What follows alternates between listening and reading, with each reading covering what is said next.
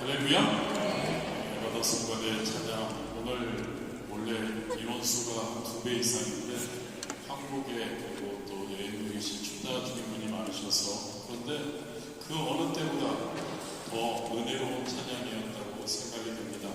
맞죠 여러분? 에바다 성가대 지금 우리가 남아있지만 남아있는 사람으로도 충분히 하나님께 영광 돌릴 수 있다는 것, 우리 에바다 성가대 우리 모든 구성원분들에게 진심으로 감사의 박수를 드리겠습니다.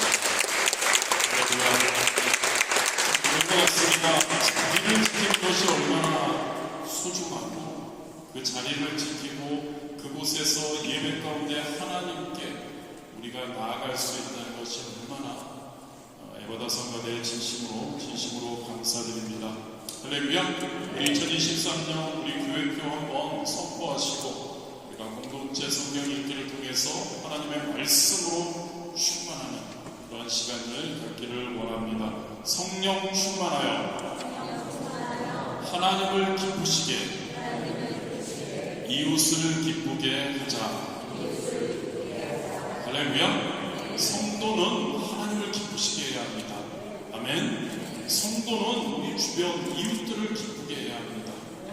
그런데 우리가 우리를 알죠? 연약하기 때문에 우리 마음대로 우리 힘대로는 안 되니까 보혜사 성령님, 그 성령님께서 우리와 함께 하시기에 그 성령님을 의지하고 그 성령님과 함께 할 때, 성령님으로 충만할 때 우리가 그러한 하나님을 기쁘시게 이웃을 기쁘게 하는 삶을 참 성도에서 살 수 있으리라 믿습니다.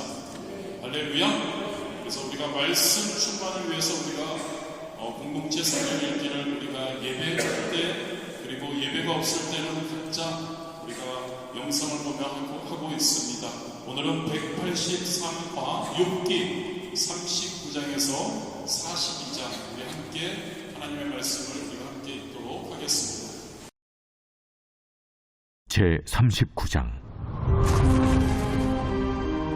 산염소가 새끼치는 때를 네가 아느냐? 암사슴이 새끼 낳는 것을 네가 본 적이 있느냐? 그것이 몇 달 만에 만삭이 되는지 아느냐? 그 낳을 때를 아느냐? 그것들은 몸을 구부리고 새끼를 낳으니 그 괴로움이 지나가고, 그 새끼는 강하여져서 빈들에서 크다가 나간 후에는 다시 돌아오지 아니하느니라. 누가 들나귀를 놓아 자유롭게 하였느냐? 누가 빠른 나귀에 매인 것을 풀었느냐? 내가 들을 그것의 집으로 소금 땅을 그것이 사는 초소로 삼았느니라.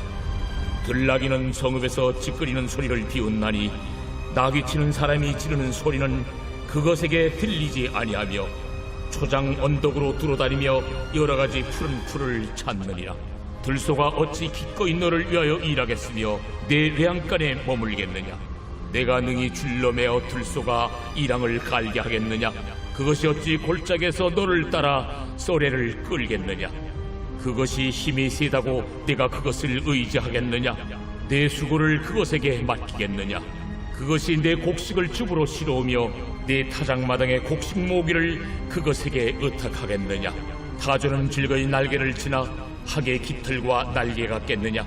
그것이 알을 땅에 버려두어 흙에서 도어지게 하고 발에 깨어질 것이나 들짐승에게 밟힐 것을 생각하지 아니하고 그 새끼에게 모질게 대함이 제 새끼가 아닌 것처럼 하며 그 고생한 것이 헛되게 될지라도 두려워하지 아니하나니, 이는 하나님이 지혜를 베풀지 아니하셨고 총명을 주지 아니함이라.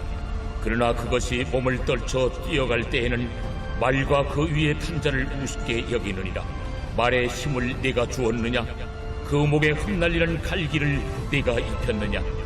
네가 그것으로 메뚜기처럼 뛰게 하였느냐? 그 위험스러운 콧소리가 두려우니라. 그것이 골짜기에서 발굽질하고 힘있음을 기뻐하며 앞으로 나아가서 군사들을 맞되 두려움을 모르고 겁내지 아니하며 칼을 대할지라도 물러나지 아니하니, 그의 머리 위에서는 화살통과 빛나는 창과 투창이 번쩍이며 땅을 삼킬 듯이 맹렬히 성내며 나팔소리에 머물러 서지 아니하고 나팔 소리가 날 때마다 힝힝 울며 멀리서 싸움 냄새를 맡고 지휘관들의 호령과 외치는 소리를 듣느니라. 내가 떠올라서 날개를 펼쳐 남쪽으로 향하는 것이 어찌 내 지혜로 말미암음이냐? 독수리가 공중에 떠서 높은 곳에 보금자리를 만드는 것이 어찌 내 명령을 따름이냐? 그것이 낭떠러지에 집을 지으며 뾰족한 바위 끝이나 험준한 데 살며 거기서 먹이를 살피나니 그 눈이 멀리 봄이며 그 새끼들도 피를 빠나니 지체가 있는 곳에는 독수리가 있느니라. 제40장. 여호와께서 또 요백에 일러 말씀하시되 트집 잡는 자가 전능자와 다투겠느냐? 하나님을 탓하는 자는 대답할지니라. 욥이 여호와께 대답하여 이르되 보소서, 나는 비쳐나오니 무엇이라 주께 대답하리까? 손으로 내 입을 가릴 뿐이로소이다. 내가 한번 말하여 싸운즉 다시는 더 대답하지 아니하겠나이다. 그때 여호와께서 폭풍 가운데서 요백에 일러 말씀하시되 너는 대장부처럼 허리를 묶고 내가 네게 묻겠으니 내게 대답할지니라. 네가 내 공의를 부인하려느냐? 네 의를 세우려고 나를 악하다 하겠느냐? 네가 하나님처럼 능력이 있느냐? 하나님처럼 천둥소리를 내겠느냐? 너는 위엄과 존귀로 단장하며 영광과 영화를 입을지니라. 너희 넘치는 노를 비우고 교만한 자를 발견하여 모두 낮추되 모든 교만한 자를 발견하여 낮아지게 하며 악인을 그들의 처소에서 짓밟을지니라. 그들을 함께 진토에 묻고 그들의 얼굴을 싸서 은밀한 곳에 둘지니라. 그리하면 네 오른손이 너를 구원할 수 있다고 내가 인정하리라. 이제 소같이 풀을 먹는 배의 못을 볼지어다. 내가 너를 지은 것 같이 그것도 지었느니라. 그것의 힘은 허리에 있고 그 뚝심은 배의 힘줄에 있고 그것이 꼬리치는 것은 백향목이 흔들리는 것 같고 그 넙죽다리 힘줄은 서로 얽혀 있으며 그 뼈는 놋관 같고 그 뼈대는 쇠막대기 같으니 그것은 하나님이 만드신 것 중에 으뜸이라. 그것을 지으신 이가 자기의 칼을 가져오기를 바라노라. 모든 들짐승들이 뛰노는 산은 그것을 위하여 먹이를 내느니라. 그것이 연잎 아래에나 갈대 그늘에서나 늪 속에 엎드리니 연잎 그늘이 덮으며 시내버들이 그를 감싸는도다. 강물이 소용돌이 칠지라도 그것이 놀라지 않고 요단 강물이 쏟아져 그 입으로 들어가도 태어나니 그것이 눈을 뜨고 있을 때 누가 능히 잡을 수 있겠으며 갈고리로 그것의 코를 꿰일 수 있겠느냐.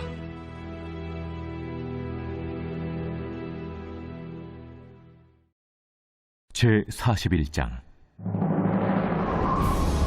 네가 낚시로 리워야단을 끌어낼 수 있겠느냐? 노끈으로 그 혀를 맬 수 있겠느냐? 너는 밧줄로 그 코를 꿰일 수 있겠느냐? 갈고리로 그 아가미를 꿰일 수 있겠느냐? 그것이 어찌 네게 계속하여 간청하겠느냐? 부드럽게 네게 말하겠느냐? 어찌 그것이 너와 계약을 맺고 너는 그를 영원히 종으로 삼겠느냐? 네가 어찌 그것을 새를 가지고 놀듯 하겠으며 네 여종들을 위하여 그것을 내어두겠느냐? 어찌 장사꾼들이 그것을 넣고 거래하겠으며 상인들이 그것을 나누어 가지겠느냐? 내가 능히 많은 창으로 그 가죽을 찌르거나 작사를 그 머리에 꽂을 수 있겠느냐? 내 손을 그것에게 얹어보라. 다시는 싸울 생각을 못하리라. 참으로 잡으려는 그의 희망은 헛된 것이니라. 그것의 모습을 보기만 해도 그는 기가 꺾이리라. 아무도 그것을 격동시킬 만큼 담대하지 못하거든 누가 내게 감히 대항할 수 있겠느냐? 누가 먼저 내게 주고 나로 하여금 갚게 하겠느냐? 온 천하에 있는 것이 다 내 것이니라. 내가 그것의 지체와 그것의 큰 용맹과 늠름한 체구에 대하여 잠잠하지 아니하리라. 누가 그것의 겉가죽을 벗기겠으며 그것에게 겹재가를 물릴 수 있겠느냐? 누가 그것의 턱을 벌릴 수 있겠느냐? 그의 둥근 이틀은 쉼이 두렵구나. 그의 질비한 비늘은 그의 자랑이로다. 튼튼하게 봉인하듯이 닫혀있구나. 그것들이 서로 달라붙어 있어 바람이 그 사이로 지나가지 못하는구나. 서로 이어져 붙었으니 능히 나눌 수도 없구나. 그것이 재채기를 한즉 빛을 발하고 그것의 눈은 새벽의 눈꺼풀 빛 같으며 그것의 입에서는 횃불이 나오고 불꽃이 튀어나오며 그것의 콧구멍에서는 연기가 나오니 마치 갈대를 태울 때 솥이 끓는 것과 같구나. 그의 입김은 숯불을 지피며 그의 입은 불길을 뿜는구나. 그것의 힘은 그의 목덜미에 있으니 그 앞에서는 절망만 감돌 뿐이구나. 그것의 살껍질은 서로 밀착되어 탄탄하며 움직이지 않는구나. 그것의 가슴은 돌처럼 튼튼하며 맷돌 아랫짝같이 튼튼하구나. 그것이 일어나면 용사라도 두려워하며 달아나리라. 칼이 그에게 꽂혀도 소용이 없고 창이나 투창이나 화살촉도 꽂히지 못하는구나. 그것이 쇠를 지푸라기같이 놋을 썩은 나무같이 여기니 화살이라도 그것을 물리치지 못하겠고 물맷돌도 그것에게는 겨같이 되는구나. 그것은 몽둥이도 지푸라기같이 여기고 창이 날아오는 소리를 우습게 여기며 그것의 아래쪽에는 날카로운 토기 조각 같은 것이 달려있고 그것이 지나갈 때는 진흙바닥에 도리깨로 친 자국을 남기는구나. 깊은 물을 솥에 물이 끓음 같게 하며 바다를 찌른병같이 다루는도다. 그것의 뒤에서 빛나는 물줄기가 나오니 그는 깊은 바다를 백발로 만드는구나. 세상에는 그것과 비할 것이 없으니 그것은 두려움이 없는 것으로 지음받았구나. 그것은 모든 높은 자를 내려다보며 모든 교만한 자들에게 군림하는 왕이니라. 제42장. 욥이 여호와께 대답하여 이르되 주께서는 못하실 일이 없사오며 무슨 계획이든지 못 이루실 것이 없는 줄 나오니 무지한 말로 이치를 가리는 자가 누구니까. 나는 깨닫지도 못한 일을 말하였고 스스로 알 수도 없고 헤아리기도 어려운 일을 말하였나이다. 내가 말하겠사오니 주는 들으시고 내가 주께 묻겠사오니 주여 내게 알게 하옵소서. 내가 주께 대하여 귀로 듣기만 하였사오나 이제는 눈으로 주를 배움나이다. 그러므로 내가 스스로 거둬들이고 티끌과 재 가운데서 회개하나이다. 여호와께서 욥에게 이 말씀하신 후에 여호와께서 대만 사람 엘리바스에게 이르시되 내가 너와 네 두 친구에게 노하나니 이는 너희가 나를 가리켜 말한 것이 내 종 욥의 말같이 옳지 못함이니라. 그런즉 너희는 수소 7과 순양 7을 가지고 내 종 욥에게 가서 너희를 위하여 번제를 드리라. 내 종 욥이 너희를 위하여 기도할 것인즉 내가 그를 기쁘게 받으리니 너희가 우매한 만큼 너희에게 갚지 아니하리라. 이는 너희가 나를 가리켜 말한 것이 내 종 욥의 말같이 옳지 못함이라.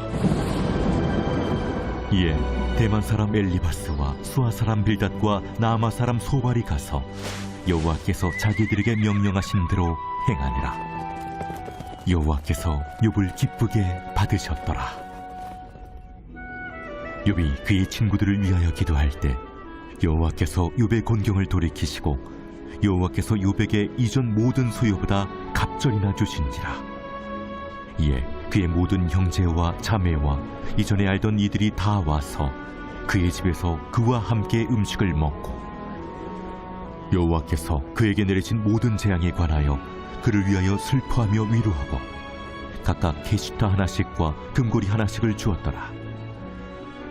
여호와께서 욥의 말년에 욥에게 처음보다 더 복을 주시니 그가 양 14,000과 낙타 6,000과 소 1,000여리와 암낙이 1,000을 두었고 또 아들 7과 딸 3을 두었으며 그가 첫째 딸은 여미마라 이름하였고 둘째 딸은 그시아라 이름하였고 셋째 딸은 게렌합북이라 이름하였으니 모든 땅에서 욥의 딸들처럼 아리따운 여자가 없었더라. 그들의 아버지가 그들에게 그들의 오라비들처럼 기업을 주었더라. 그 후에 욥이 140년을 살며 아들과 손자 4대를 보았고 욥이 늙어 나이가 차서 죽었더라.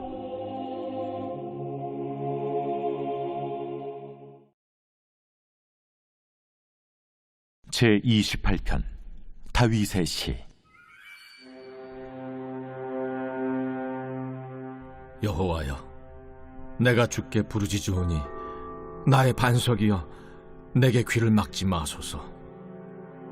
주께서 내게 잠잠하시면 내가 무덤에 내려가는 자와 같을까 하나이다. 내가 주의 지성소를 향하여 나의 손을 들고 주께 부르짖을 때 나의 간구하는 소리를 들으소서. 악인과 악을 행하는 자들과 함께 나를 끌어내지 마옵소서. 그들은 그 이웃에게 화평을 말하나 그들의 마음에는 악독이 있나이다. 그들이 하는 일과 그들의 행위가 악한 대로 갚으시며 그들의 손이 지은 대로 그들에게 갚아 그 마땅히 받을 것으로 그들에게 갚으소서. 그들은 여호와께서 행하신 일과 손으로 지으신 것을 생각하지 아니하므로 여호와께서 그들을 파괴하고 건설하지 아니하시리로다. 여호와를 찬송하며 내 간구하는 소리를 들으심이로다. 여호와는 나의 힘과 나의 방패이시니 내 마음이 그를 의지하여 도움을 얻었도다. 그러므로 내 마음이 크게 기뻐하며 내 노래로 그를 찬송하리로다. 여호와는 그들의 힘이시오, 그의 기름 부음 받은 자의 구원의 요새이시로다.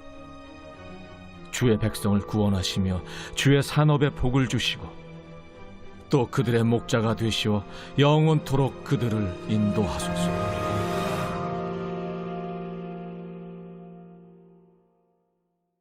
할렐루야. 우리 함께 욥기, 오늘로 욥기가 이렇게 마무리됩니다. 우리 지속적으로 하나님의 말씀 매일매일 한 3장 정도 이렇게 공동체 성경 읽기를 읽으면 우리 연말 되면 우리 최소한 성도라면 한 번 우리가 1년에 하나님의 말씀 한 번 읽을 수 있습니다.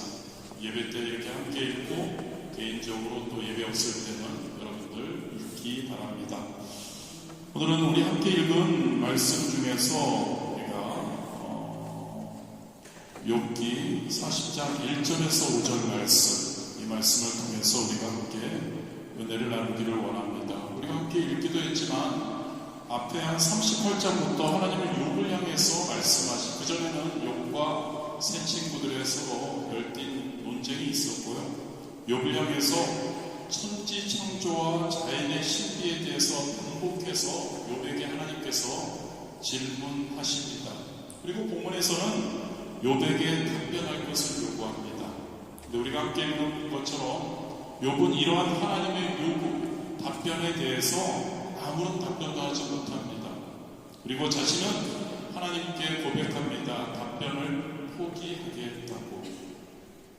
이 본문에 있는 욥을 통해서 성도인 저와 여러분이 하나님 앞에서 어떻게 해야 할까, 어떻게 반응해야 할까, 어떤 모습이어야 할까를 한번 생각해 보았으면 좋겠습니다. 본문 2절입니다. 트집 잡는 자가 전능자와 다투겠느냐? 하나님을 탓하는 자는 대답할 지니라.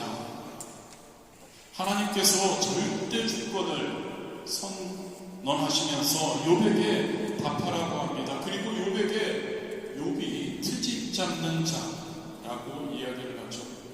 트집 잡는 너, 전능자인 나와 함께 다투겠느냐? 여기서 트집 잡는다는 말은 고치다라는 의미가 강하게 내포되어 있습니다. 그리고 전능자와 다투겠느냐, 다투다 이 말에는 누군가를 설득해서 복종시킨다는 그런 의미가 강하게 내포되어 있습니다. 즉, 트집 잡는 자가 전능자와 다투겠느냐 이 말은 하나님께서 욥에게 하신 말씀이, 욥아, 너 나 전능자를 고쳐서 설득해서 복종시키겠느냐라는 그런 말이 될 수 있습니다. 여기서 여러분, 저와 여러분, 성도인 저와 여러분은 전능자 하나님을 고치려고 하는 그런 생각을 버려야 한다는 겁니다. 사실 우리 살아가면서 자기도 모르는 사이에 하나님을 감히 고치려고 하는 그러한 때가, 그런 생각들이 있습니다. 우리 속에서 일어나는 하나님과의 관계에서, 아니 우리의 삶에서 어떤 원망과 불평의 그 마음, 그 이면을 한번 우리가 생각해 보았으면 합니다. 원망과 불평의 마음의 이면에는 무언가 하나님께서 잘못하고 계시다는 의식이 자리 잡고 있다는 겁니다. 하나님께서 잘못하고 계시다는 거죠. 하나님께서 크게 잘못하고 계시다는 판단이 들 때 우리의 원망이, 불만이, 반발의 강도가 점점 더 커지는 거죠. 욥의 경우도 그런 것 같습니다. 왜 친구들과 그렇게 많은 말을 하며 그들과 논쟁을 했을까? 물론 하나님이 위대하시고 하나님의 의를 이야기는 합니다만 무언가 하나님께서 혹시 잘못하고 계시지 않나라고 생각했기 때문이라고 할 수 있습니다. 하나님께서 고쳐야 할 것이 있지 않을까라는 그런 마음을 품고 있었다는 이야기이죠. 그런데 하나님의 말씀하시는 트집 잡는 자가 전능자와 다투겠느냐, 이 말씀을 통해 하나님께서는 우리에게 말씀하십니다. 아니야, 인간은 하나님을 고칠 수 없다는 것이죠. 할렐루야. 인간이 과연 하나님을 고칠 수 있느냐고 물어보는 겁니다. 욥에게 트집 잡는 자가 전능자, 욥 너 전능자인데 나를 고쳐서 설득해서 복종할 수 있다고 생각하니? 라고 말씀하고 있는 거죠. 자격으로 봐서도, 능력으로 봐서도, 실제 내용으로 봐서도, 어느 측면에서라도 결론은 인간은 하나님을 고칠 수 없다는 것이죠. 믿으십니까 여러분? 결론은 인간은 하나님을 고칠 수 없다는 것. 전능자라고 하나님은 본인을 말씀하십니다. 전능자, 그 표현 자체가 하나님을 고치겠다고 이야기하는 인간의 불만이 얼마나 잘못된 것인가를 이야기를 해주고 있는 거죠. 다니엘 4장 35절에 이렇게 하나님 말씀하십니다. 땅의 모든 사람들을 없는 것 같이 여기시며 하늘의 군대에게든지 땅의 사람에게든지 그는 자기 뜻대로 행하시나니 그의 손을 금하든지 혹시 이르기를 내가 무엇을 하느냐고 할 자가 아무도 없도다라고 선포하고 있는 겁니다. 할렐루야. 저와 여러분 성도는 그렇다면 어떻게 해야 할까요? 복잡하게 생각할 것 없습니다. 하나님을 고치겠다는 그러한 생각을 버려야 하죠. 반대로 성도인 우리, 인간인 우리를 고치겠다고 생각해야 할 줄 믿습니다. 이게 정답이라는 거죠, 여러분. 맞습니다, 여러분. 하나님은 고칠 것이 없습니다. 하나님이 누구시라고요? 전능자이신데요. 전능자에게는 전능하신 분은 고칠 것이 없는 거죠. 하나님은 선하십니다. 하나님은 온전하십니다. 무엇을 고친다는 말인가요? 하나님은 고칠 것이 없다는 것을 믿으시기를 바랍니다. 바로 우리가 고칠 것이 있다는 거죠. 고칠 것은 우리라는 거죠. 하나님의 선하심, 그것을 모르는 우리가 고쳐져야 한다는 겁니다. 하나님의 온전하심을 모르는 저와 여러분이 고쳐져야 할 줄 믿습니다. 하나님의 전능하심을 제대로 믿지 못하는 우리가 고쳐져야 한다는 거죠. 하나님의 오묘한 섭리를 깨닫지 못하는 우리가 고쳐져야 할 줄 믿습니다. 지금 당장은 고통과 지금 당장은 아픔에만 얽매여서 그것을 견뎌내지 못하면서 그러한 각도로만 그 우리의 고통과 힘듦과 현상을 바라보는 우리의 못난 자를 우리는 고쳐야 할 줄 믿습니다. 할렐루야. 하나님이 고쳐줘야 되는 것이 아니고요. 우리가 기도할 때 하나님이 응답하시지 않는다고 생각할 때 하나님이 뭔가 잘못돼서 응답하지 않는다고 생각하는 것이 아니라요. 우리가 어떤 상황에서 힘들고 어려운 가운데 처하니까 하나님이 공정하지 못해서 공의롭지 못해서 우리를 하나님이 고쳐주셔야 된다고 하는 것이 아니라는 거죠.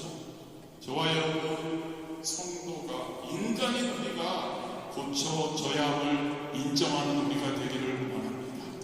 그리고 회개해야 하는 거죠. 감히 전능자인 하나님께서 우리 뜻대로 우리 마음대로 무엇인가를 행하지 않는다고 해서 우리가 하나님께 고쳐져야 한다고 해서는 안 됩니다. 그래야 우리는 그 어떠한 교만함을 우리는 반성해요. 그래야 우리가 더욱더 성장할 수 있고 그럴 때 욕과 같은 실수를 하지 않게 되는 거죠. 하나님의 거룩한 뜻에 어긋나는 어리석은 행동을 우리는 범하지 않게 되는 거예요. 그럴 때 하나님께 온전히 합당한 전능자로서 우리의 아버지로서의 그 영광을 우리가 돌려드릴 수 있다는 거 기억하시기를 바랍니다. 로마서 9장 20절에 이렇게 말씀하십니다. 이 사람아 내가 누구이기에 감히 하나님께 반문하느냐 지음을 받은 물건이 지은 자에게 어찌 나를 이같이 만들었느냐 말하겠느냐. 전능하신 하나님을 고치려는 우리가 아니라 어떻게 하면 나 자신을 돌아보고 나 자신을 고치려고 하는 그런 마음, 그러한 태도 우리가 가질 수 있게 되기를 진심으로 원합니다.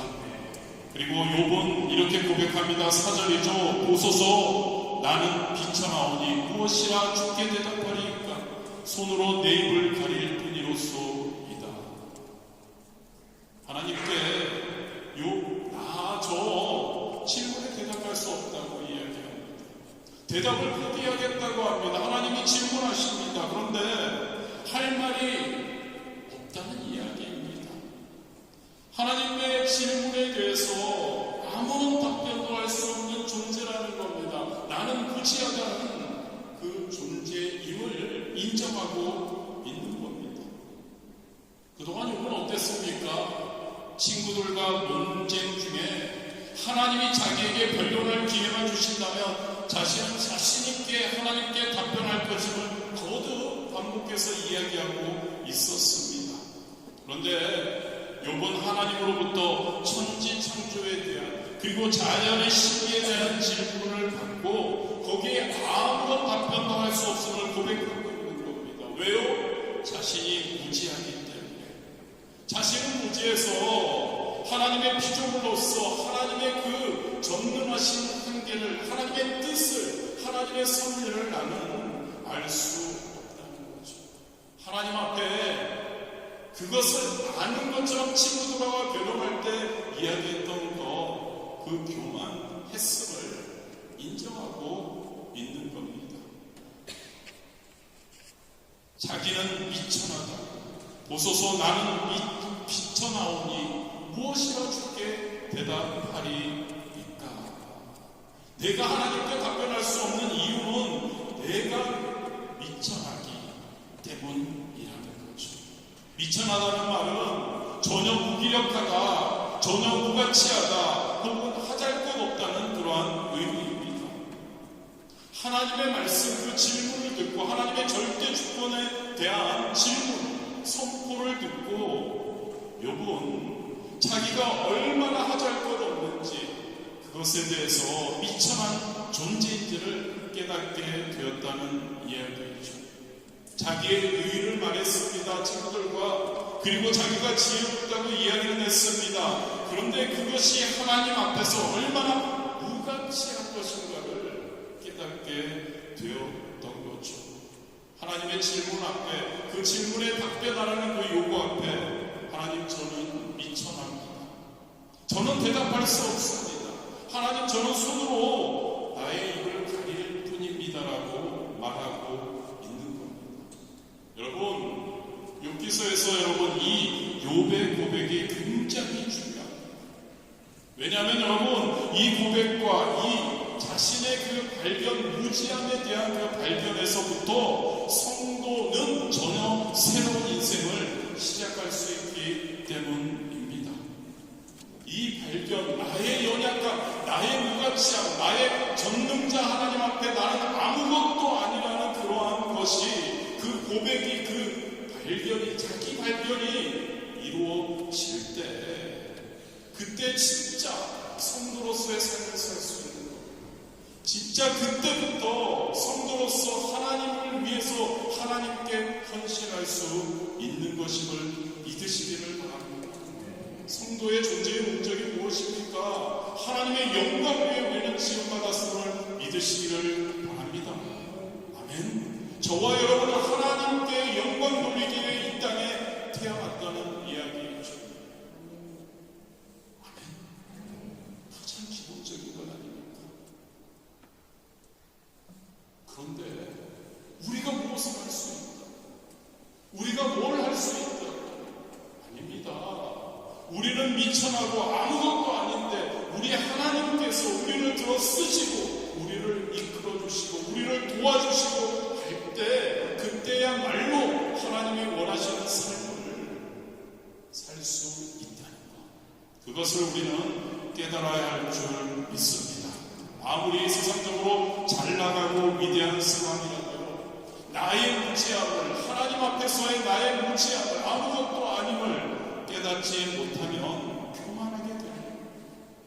교만하게 되는 것이죠. 내가 무엇을 할 수 있을 것 같고 내가 무엇을 한다고 생각하고, 그럴 때는 성도로서의 삶이 힘들어지고 세상 사람들과 전혀 다를 게 없는 거죠. 세상 사람들보다 더 연약해질 수밖에 없는 겁니다. 자기의 이름, 명예, 그런 거는 높일 수 있습니다. 그런데 성도로서의 인생은 아무것도 아니게 된다는 겁니다.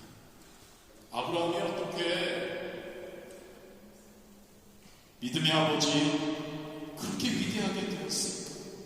여러 가지 이유로 설명할 수 있습니다만, 무엇보다도 아브라함은 자신이 어떠한 존재임을 알았습니다. 자신의 미천함을 알았습니다. 그래서 겸손히 하나님 말씀에 순종하는 삶을 살았고, 그래서 위대한 믿음의 아버지가 되었던 거죠. 창세기 18장 27절에 이렇게 기록됩니다. 아브라함이 대답하여 이르되 나는 티끌이나 재와 같사오나 감히 주께 아뢰나이다. 아브라함은 자신이 한낱 티끌 재에 불과하다는 사실을 하나님께 고백합니다. 사실 그는 족장입니다. 고귀한 신분의 사람이었죠. 그런데 자신의 미천함을, 하나님 앞에서의 미천함을 알았기 때문에 그는 하나님의 명령에 순종할 수 있었습니다. 그 미천함을 알았기 때문에, 자신이 아무것도 할 수 없음을 알았기 때문에, 자신이 자신의 인생을 주관할 수 없다는 것을 알았기 때문에 그는 모든 것을 버리고 본토 친척 아비의 집을 떠날 수 있었던 100세에 겨우겨우 얻은 아들 이삭이라도 하나님께 바치라고 하실 때 순종할 수 있었다는 것. 자신의 미천함을 아는 것이 이렇게 소중하다는 거죠. 우리가 잘 아는 베드로도 마찬가지입니다. 바울에게도 이와 같은 고백이 있습니다. 이와 같은 자신의 미천함, 그것에 대한 발견이 있었죠. 누가복음 5장 8절입니다. 시몬 베드로가 이를 보고 예수의 무릎 아래에 엎드려 이르되 주여 나를 떠나소서 나는 죄인이로소이다. 사도 바울입니다. 디모데전서 1장 15절이죠. 내가 누구라고요? 사도 바울입니다. 죄인 중에 내가 괴수이라. 사랑하는 성도 여러분, 성도로서의 인생에서의 삶 가운데 진짜 위대한 발견, 절실한 발견이 무엇인지 아십니까? 내가 하나님 앞에서 얼마나 아무것도 아닌지, 내가 하나님 앞에서 미천한 존재인 것, 그것을 알고 그것을 깨닫는 것임을 믿으시기를 진심으로 원합니다. 아멘. 우리는 아무것도 아니라고요. 인정하십니까? 인정하기 싫으십니까? 아닙니다. 우리는 아무것도 아닙니다. 누가복음 18장 13절이죠. 세리는 멀리 서서 감히 눈을 들어 하늘을 쳐다보지도 못하고 다만 가슴을 치며 이르되 하나님이여 불쌍히 여기소서 나는 죄인으로소이다 하였느니라. 저와 여러분의 자세가, 이 세리와 저와 여러분의 자세가 죄인입니다. 나는 비천합니다. 나는 아무 존재의 가치가 없을 정도로 미약합니다. 이 사실을 우리가 인정한다면 우리는 어떤 삶을 살게 될까요? 절대 교만해질 수가 없을 것 같습니다. 하나님, 전능하신 하나님이 도우심이 아니라면, 전능하신 하나님의 섭리가 아니라면 나는 성도로서의 삶을 살 수 없다는 것을 늘 고백하지 않을 수 없을 겁니다. 전적으로 하나님을 의지하는 삶을 살 수밖에 없는 겁니다. 할렐루야. 보혜사 성령님을 인정하는 거죠. 우리 성령님께서 우리와 지금 함께 하시니까 그 성령님을 인정하고 환영하고 모셔드리고 의지하는 삶을 살 수밖에 없습니다. 왜요? 나는 미천하니까요. 나는 연약하니까요. 나는 아무것도 할 수 없으니까요. 하나님만이 나의 주권자 되시니까요. 하나님만이 나의 삶을 주관하시니까요. 할렐루야. 그래서 여러분, 하나님을 기쁘시게, 이웃을 기쁘게 하는 성령 충만한 삶, 우리가 무엇을 해서가 아니라 우리는 미쳐가고 우리 하나님께서 나를 이끌어주시고 나를 써주실 때 그러한 삶을 살게 된다는 것 기억하시기를 진심으로 원합니다. 이러한 삶, 이러한 인생이 하나님의 인정을 받고 하나님께 귀하게 쓰임받고, 이러한 인생이 아브라함도 되고 사도 바울도 되고 저와 여러분 그런 귀한 성도님들이 되었으면 너무 좋을 것 같습니다. 말씀을 마무리합니다. 요번 하나님을 만나서 참으로 할 말이 많은 사람이었습니다. 사실 그가 처한 상황은 말이 많을 수밖에 없는 상황이었죠. 하지만 막상 하나님을 만나니까 욥은 손으로 자기 입을 막을 수밖에 없었습니다. 하나님 앞에서 도저히 할 말이 없었어요. 아니, 아무 말도 욥은 할 수 없었습니다. 절대자이시고 전능자이시고 전지자이신 하나님께 할 말은 아무것도 없었다는 이야기이죠. 욥이, 그리고 이게 저와 여러분의 인간의 모습입니다. 믿으십니까 여러분? 인간은 하나님 앞에서 할 말이 없는 존재입니다. 인간은 하나님 앞에서 불평할 어떤 그 거리가 있을 수 없는 겁니다. 그저 하나님의 은혜에 감사할 수밖에 없다는 것을 기억하기를 진심으로 원합니다. 세상에서 아무리 의로운 사람이라고 해도요, 하나님 앞에서 내세울 것은 아무것도 없다는 것을 믿으시기를 바랍니다. 그게 인간이다. 그게 저와 여러분이라는 거죠. 이러한 인간의 모습을 인정하기는 때로 싫지만 우리가 이러한 인간의 모습을 제대로 알고 제대로 깨닫고 우리가 신앙생활을 해 나아가야 할 줄 믿습니다. 하나님을 고치려 하지 마십시오 여러분. 내가 고쳐줘야 되는 거죠. 믿으십니까 여러분? 나의 미천함을 깨달을 수 있게 되기를 바랍니다. 그러면 성도는 겸손한 삶을 살 수밖에 없는 거죠. 하나님이 행하시는 것, 우리의 삶 가운데 행하시고 우리 주변에 전 세계적으로 행하시는 그 모든 것, 그 하나님의 행하심에 대해서 하나님이 의롭다는 것을 인정하는 우리가 되어야 할 줄 믿습니다. 우리 하나님은 전능하신 분이십니다. 우리 하나님은 섭리 가운데서 모든 것을 행하십니다. 우리가 알지 못하는 거죠. 우리가 지혜가 없어서 우리가 무능력자에서 알지 못하는 것뿐이지, 우리 하나님이 전능하신 하나님, 섭리 가운데 이 우주 만물을 지으시고 운행하시고 저와 여러분 개개인의 삶 가운데 개입하신다는 것, 그것을 확신하는 여러분 되었으면 좋겠습니다. 인정하는 저와 여러분이 되는 거죠. 그리고 어떤 삶을 사시겠습니까? 하나님께 순종하는 삶을 살 수 있게 되기를 원합니다. 하나님께 순종하는 거죠. 왜요? 저와 여러분 아무것도 아닙니다. 하나님께서 우리를 사랑하셔서 우리를 이끌어 주신다는 것, 성령님으로. 할렐루야. 성령 충만하자는 거죠. 성령 충만하는 방법은 어떤 거죠? 말씀으로 충만하는 거죠. 하나님의 말씀으로 충만하는 거죠. 기도로 충만하는 겁니다.